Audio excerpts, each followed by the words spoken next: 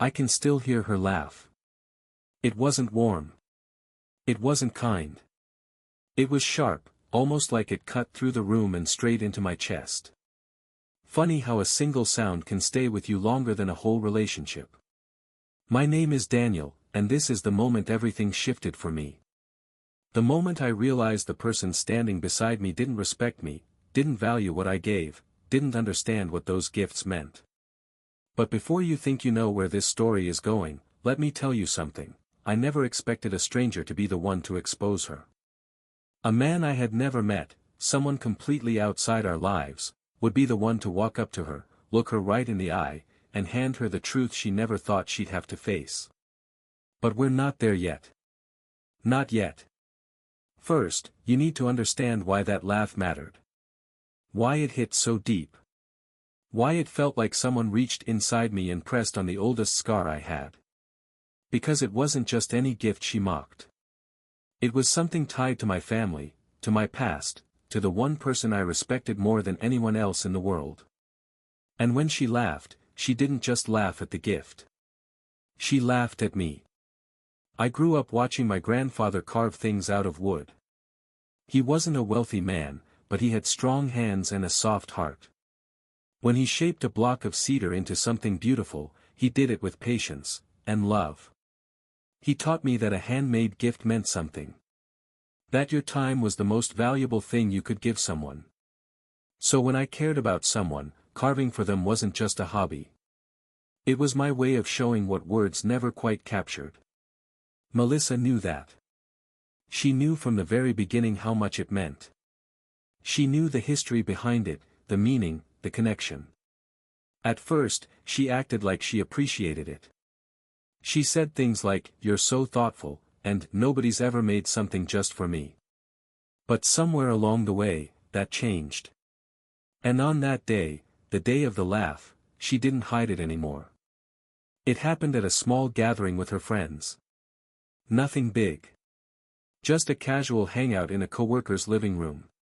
People talking, music playing softly, snacks on the counter, the kind of night that isn't supposed to leave wounds.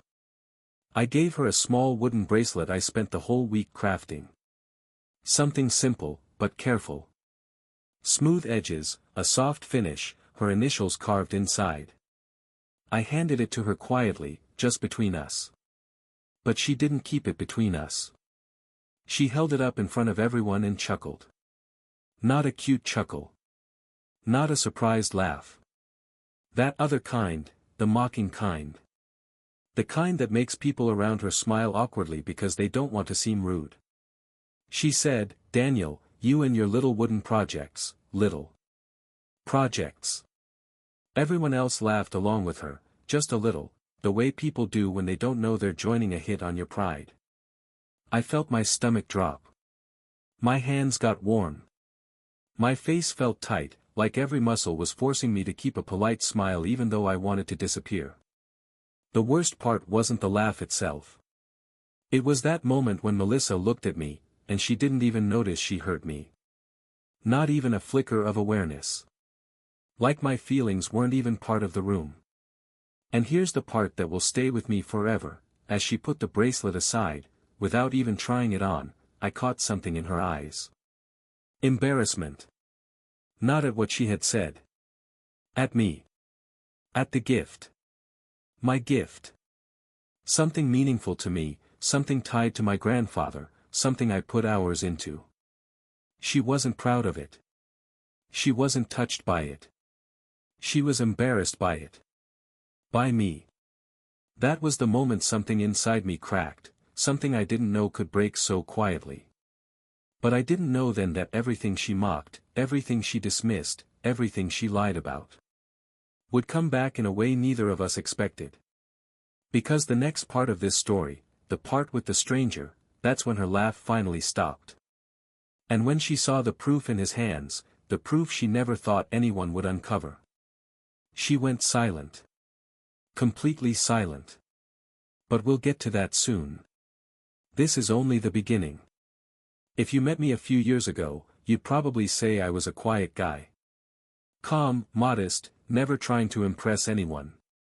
I wasn't the loudest voice in the room, but I listened, I showed up, and I cared in the ways I knew how. And back then, I thought that was enough. My name is Daniel, and before everything went wrong, before the laugh, before the embarrassment, before the stranger exposed the truth, there was a time when things with Melissa felt good. Almost perfect. It's strange thinking about it now, knowing how it all turned out. But in the beginning, she made me feel seen in a way I didn't even know I needed. I grew up around wood shavings and the soft sound of carving tools. My grandfather taught me how to shape a piece of wood into something meaningful. He always said, anyone can buy something. But when you make something, it holds a piece of you. That stuck with me. Carving became my way to slow down, breathe, and connect with him even after he passed. So even as an adult working in a tech job, I'd spend nights in my small garage workshop, carving little things, keychains, bracelets, boxes. Nothing fancy. Just pieces of my heart. And then came Melissa. She walked into my life with this spark, bright, confident, social. The kind of person who never met a stranger. She laughed easily, talked fast, and always knew how to fill a quiet room with energy. When we first met at an art event in Austin, she didn't rush past my booth like most people did. She stopped. She asked questions. Her eyes lit up when she held one of my pieces, like she could see the time behind it. She said, "You made this?" Not with disbelief, but with real admiration. I still remember the smile she gave me. It made me feel like what I did mattered. Like I mattered. Maybe that's why her later laughter cut so deep. But I'm getting ahead of myself. Back then, she was kind. Sweet. Supportive. Our first few months together were filled with simple moments I didn't realize I'd miss later. Small coffee shop dates. Late night walks downtown. Sharing stories on my old couch while she traced her fingers over the wooden coasters I made. She would lift the things I carved and say, "You have magic hands, Daniel." And she meant it. Or at least it felt like she did. She'd brag to her friends about how creative I was. She'd send me photos of the pieces placed around her apartment, proudly displayed on shelves and desks. And me? I felt lucky. Lucky that someone like her would care about someone like me. Looking back, maybe that was the first mistake, putting her on a pedestal so high she forgot to look down. But back then, it was good.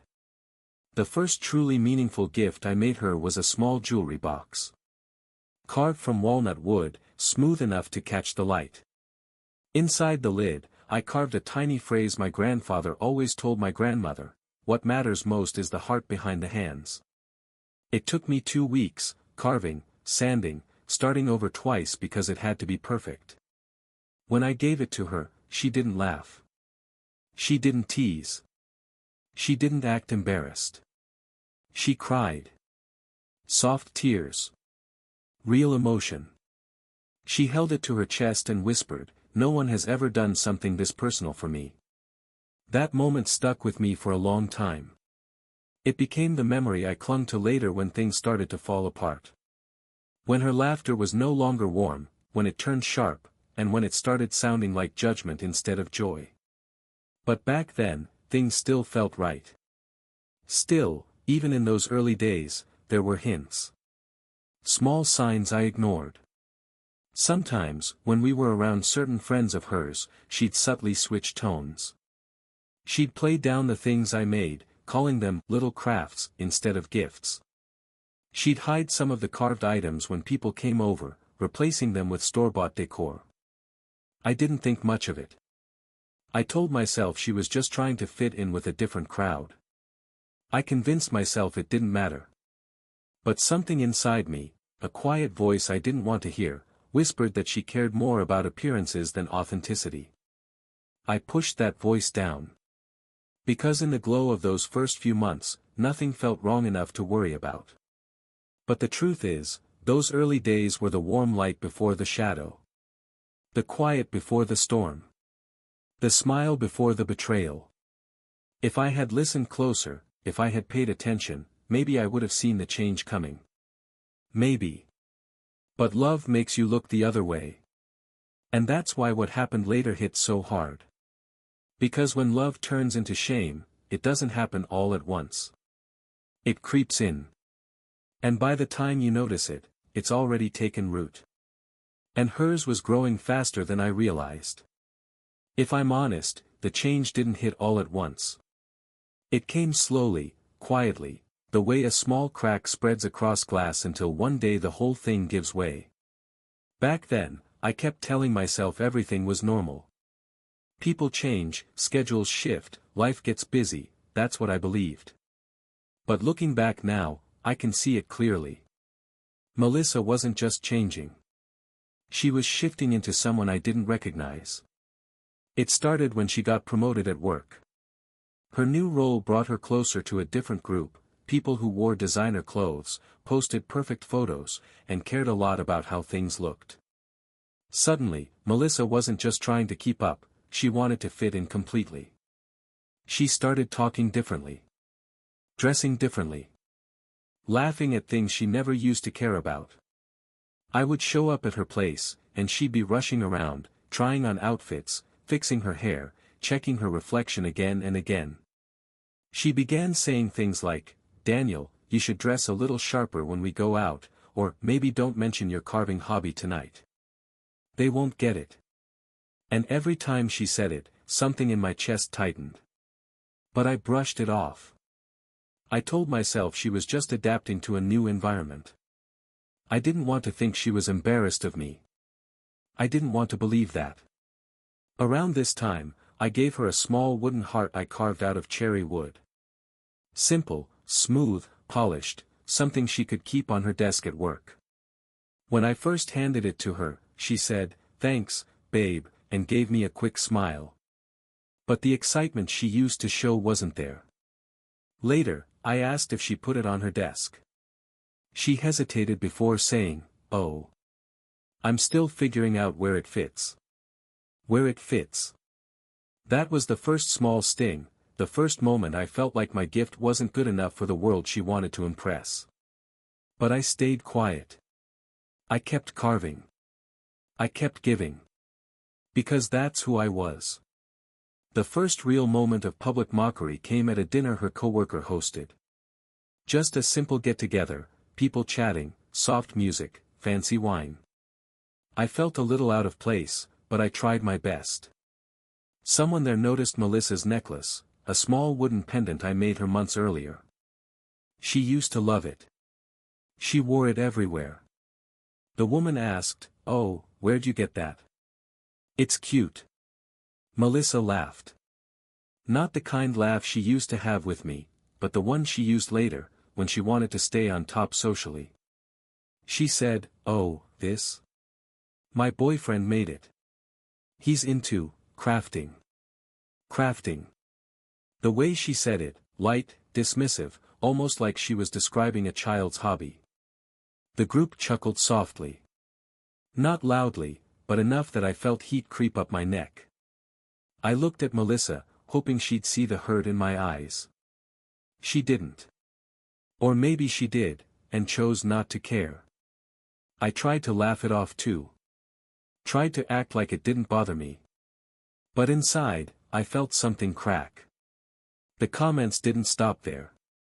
Later that night, one of her coworkers jokingly asked, "So Daniel, you planning on selling these crafts at a school fair or something?" Everyone laughed. I forced a smile and said, "No, just something I enjoy doing." But the words felt heavy in my mouth, like they were trying to hide the embarrassment sinking deeper into me. Melissa didn't defend me. She didn't correct them. She didn't say, "He's actually really talented," or "His work means a lot." She just rolled her eyes a little and said, "He's creative." It's sweet. Sweet. Like an apology. Like an excuse. Another sting.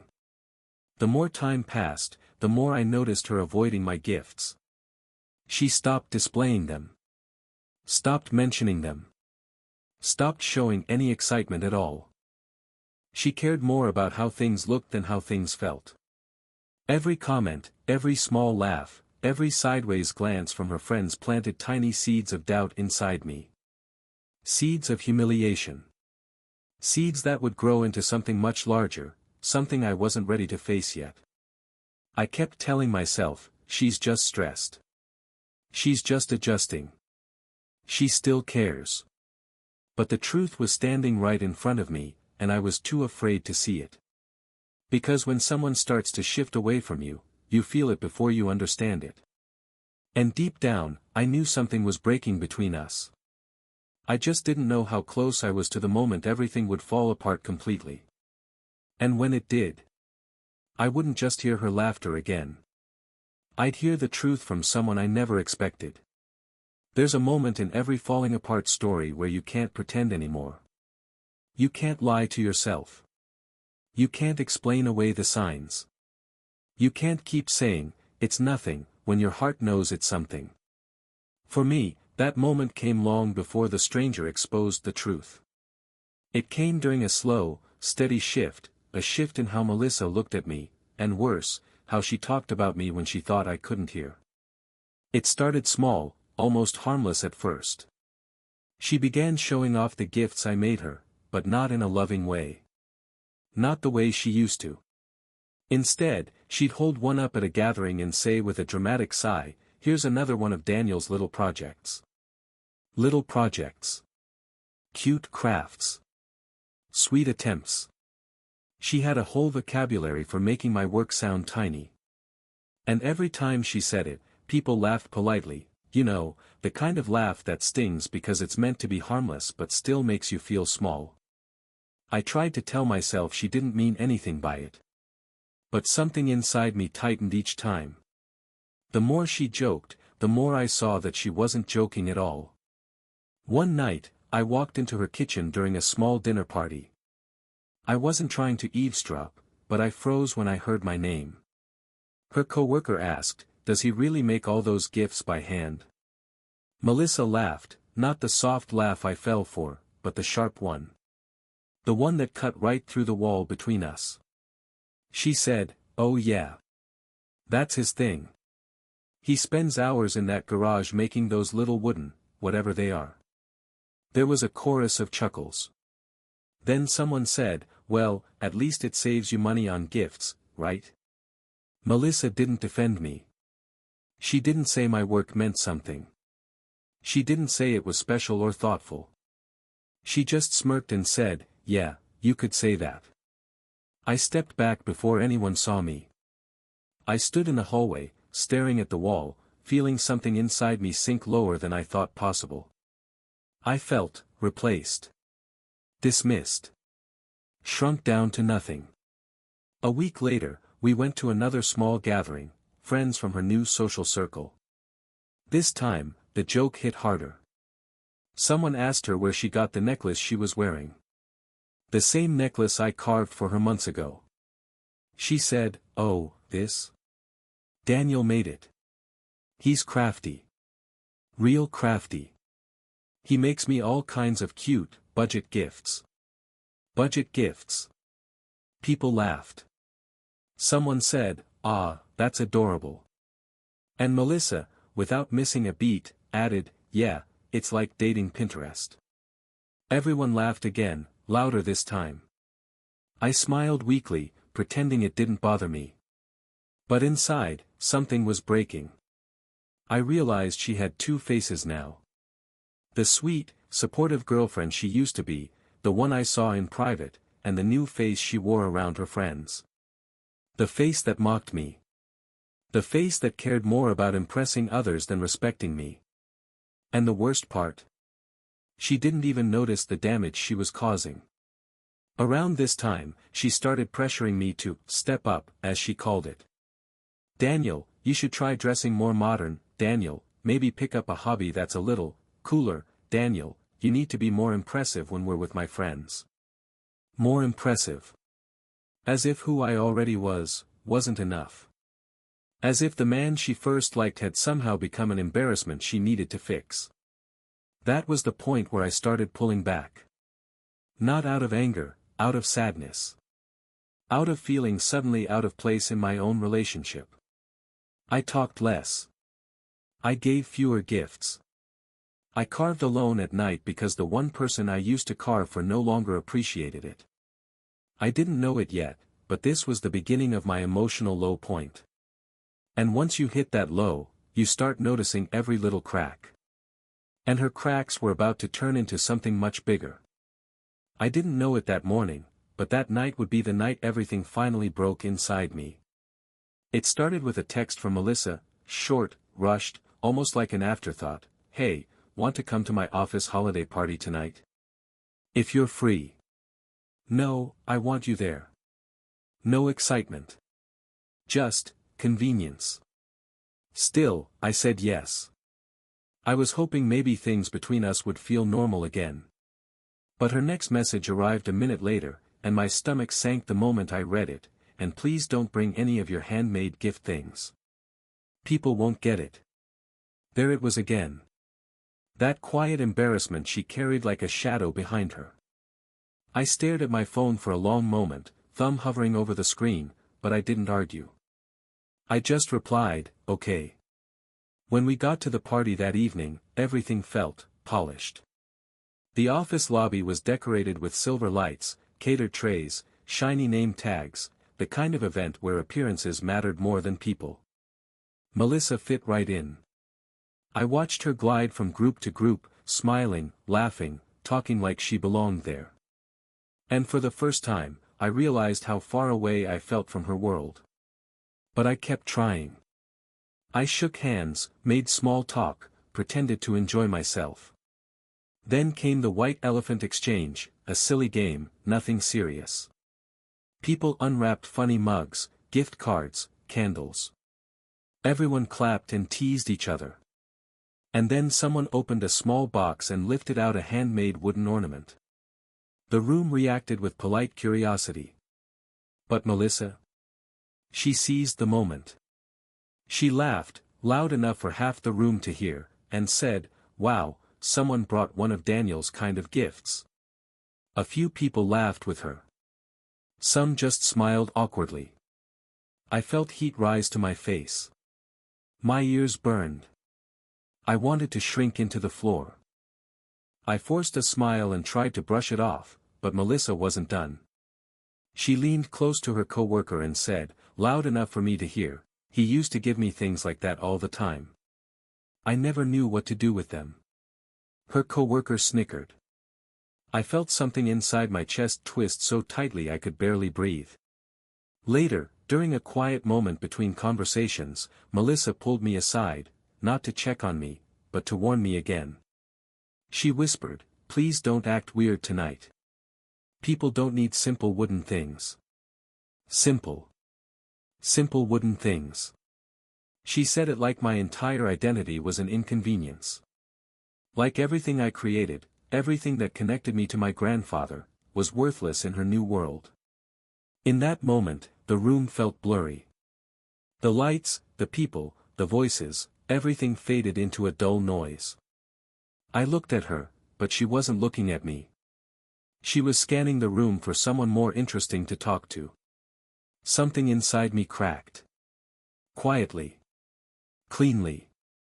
It was the moment I realized she wasn't just embarrassed by my gifts. She was embarrassed by me. I didn't make a scene. I didn't confront her. I didn't argue. I simply walked out. No explanation. No goodbye. Just a quiet exit through the side door, the cold air hitting my face like a wake-up call. Outside, I sat on a concrete step, staring at my hands, the same hands that once carved gifts she said she loved. For the first time in my life, I questioned my worth. Was something wrong with me? Was I too simple? Was my heart too small for her world? I didn't have answers. All I had was a silent ache that wouldn't go away. But I didn't know something important yet. I didn't know the truth was already on its way.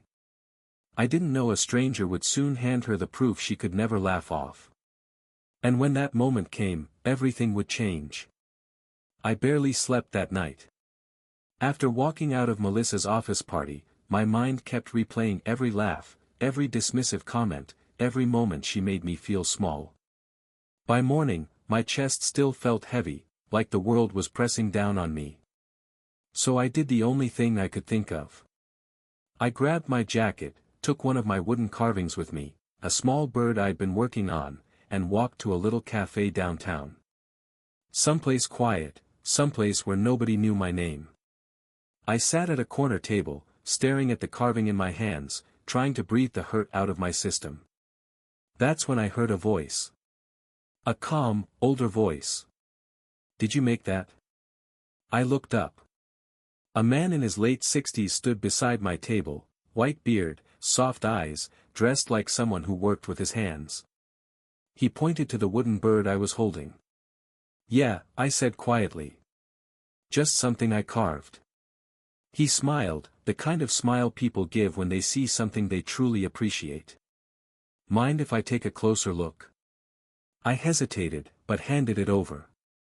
He held it gently, turning it in the light. He wasn't pretending. He wasn't smiling out of politeness. The man was studying it like it mattered. "This is good," he said slowly.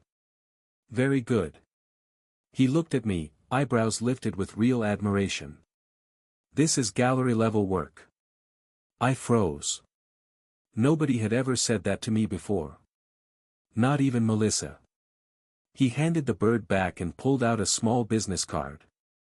"My name is Robert Hayes," he said.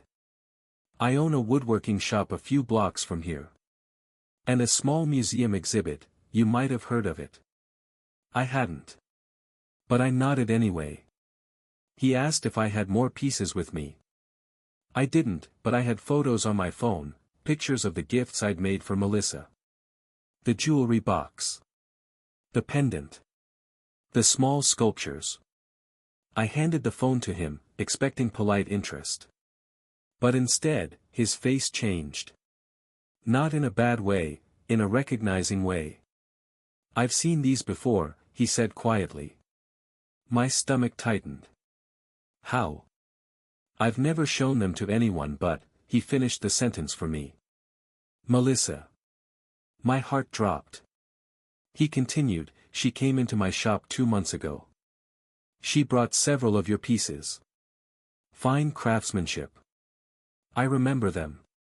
I felt cold inside. Robert sighed, as if choosing his next words carefully. "She told me she made them." For a moment, I forgot how to breathe. He wasn't mocking me. He wasn't judging me. He was telling me the truth, gently. "She even asked about entering one of your boxes into a regional art contest," he added. "What?"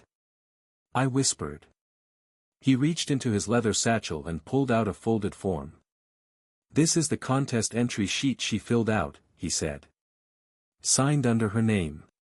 He placed it on the table. I stared at it. There it was, her handwriting, her signature, her claim that the work was hers. My chest tightened so sharply it hurt. That wasn't just embarrassment. That wasn't just mockery. That was betrayal. Real betrayal. She didn't just laugh at my work. She tried to take it for herself. She tried to replace me with the image she wanted. Robert watched me carefully. "I figured something didn't feel right," he said. "The hands she showed me, they didn't look like hands that carve." I let out a shaky breath. "I don't know what to do," I admitted. It felt strange saying it out loud. But he placed a hand on my shoulder, steady, kind. "You don't have to do anything alone," he said. "I can help you set things right. If you want. Set things right." Those words hit me harder than Melissa's laughter ever did. Because for the first time in a long time, I didn't feel small. I didn't feel silly or embarrassed. I felt seen. And that moment, that offer, was the spark that started everything that came next. The confrontation. The exposure. The truth she never thought anyone would uncover.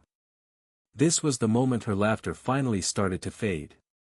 And it all began with a stranger, and a piece of proof she thought no one would ever find. I didn't rush into revenge. I didn't yell, I didn't call her names, and I didn't let anger swallow me whole. Instead, I let the truth do the work. Because sometimes the quietest revenge is the one that leaves the deepest impact. After meeting Robert, the stranger who wasn't really a stranger anymore, I went home and opened a folder on my computer. A folder I didn't even realize I had slowly built over the past months. Inside were photos of every gift I had made for Melissa. Screenshots of conversations where she once praised my work. Posts where she joked about my cute crafts publicly. And in my hands, the contest entry form she signed, claiming my work as her own. Piece by piece, I gathered everything. Not to hurt her. But to show the world the truth she tried so hard to hide. Over the next few days, Robert and I talked often. He offered me something unexpected, a chance to display my work at a small exhibit he was hosting. A quiet event. Local artists, community members, some collectors. Nothing huge, but big enough to make a point. He said, "Let people see your work for what it really is, not for what she pretended it was." I agreed. Not out of spite. Out of relief. Out of finally stepping into a version of myself I had buried. We prepared the display carefully. My carved boxes, pendants, small sculptures, everything organized with my name printed clearly beside it. Daniel Carter. Artist. Creator. For the first time, my work wasn't a joke. It wasn't downgraded to little projects. It was presented with respect. Robert even arranged a small introduction speech, something simple but meaningful. We sent out invitations, quiet, anonymous ones, to Melissa, her co-workers, and a few of her friends. Not to embarrass her. But to let the truth speak louder than her laughter ever had. The night of the exhibit, I arrived early. The room smelled like fresh sawdust and warm lights. Soft music played in the background. People began walking in, wandering from table to table, admiring each piece. My heart was pounding, but in a steady way. Not fear, something else. Strength. Then I saw her. Melissa walked in wearing a confused smile, looking around like she wasn't sure why she had been invited. Her eyes landed on the first display. My name. My work. My signature carved into the wood. She froze. For a moment, she looked like she'd forgotten how to breathe. And when she pushed deeper into the room, she saw more, my pieces everywhere, each one proudly labeled, each one drawing quiet compliments from strangers. I watched her shoulders slowly drop, like her confidence had just slipped through her fingers. Her co-workers arrived too. They were surprised. Then curious. Then, something changed in their expressions. Recognition. Robert stepped forward and addressed the room. Tonight, we celebrate the work of a gifted local artist. Daniel Carter. The applause was soft but real. Melissa's face went pale. One of her coworkers whispered, "Wait, isn't this the stuff she said she made?"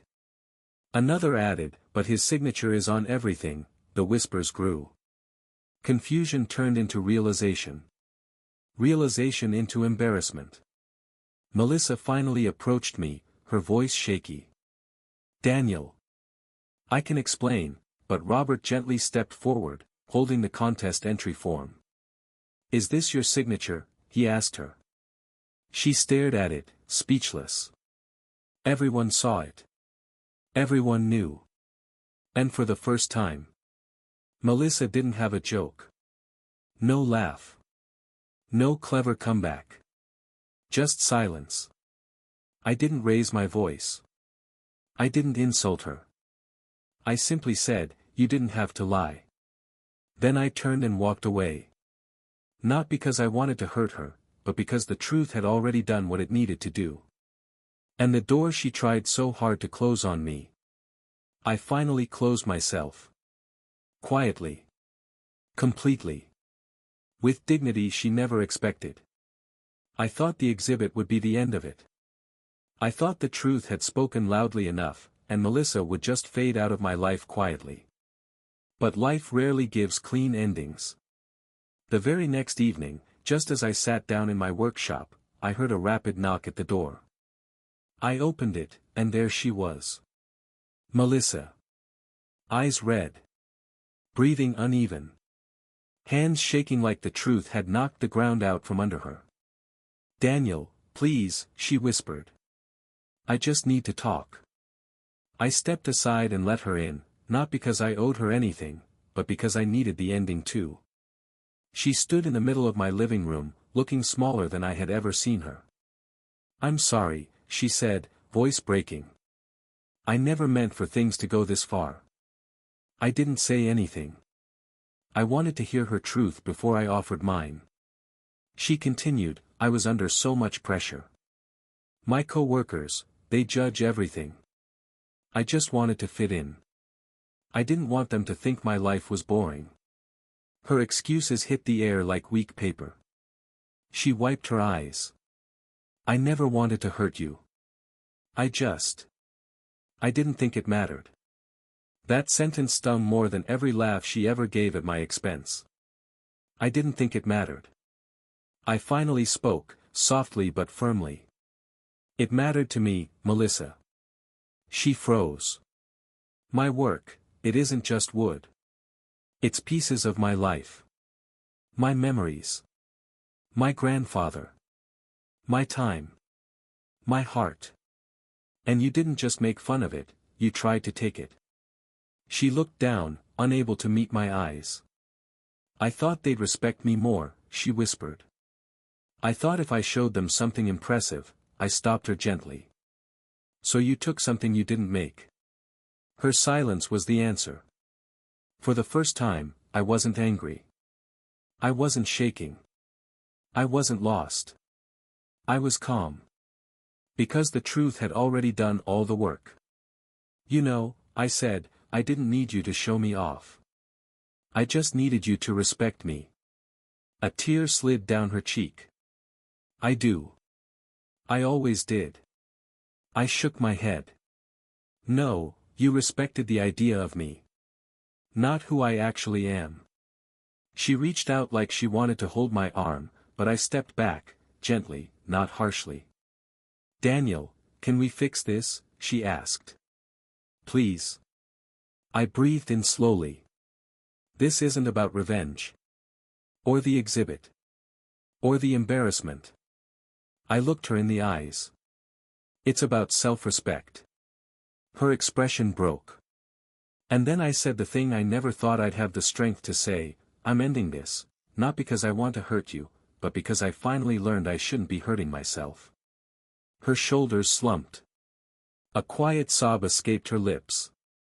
She walked out slowly, without slamming the door or making excuses.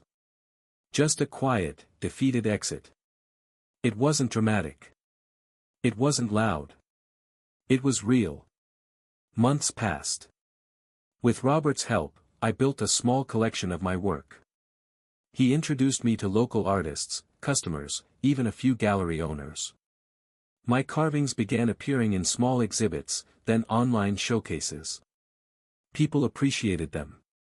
They saw the care, the detail, the story behind each piece. For the first time in my life, I wasn't hiding my craft in a garage. I wasn't apologizing for it. I was proud of it. Proud of myself. Looking back now, I'm grateful it all happened, even the painful parts. Because without those moments, I wouldn't have learned what I needed to learn. And if there's one thing this journey taught me, it's this: the right people will never laugh at the things that matter to you. Respect is worth more than approval. And never, never, let someone convince you that your passion has no value. Because sometimes the thing they mocked is the very thing that ends up saving you. If this story moved you, don't forget to like, subscribe, and share it with someone who needs a reminder of their worth. Your support helps bring more powerful stories to life.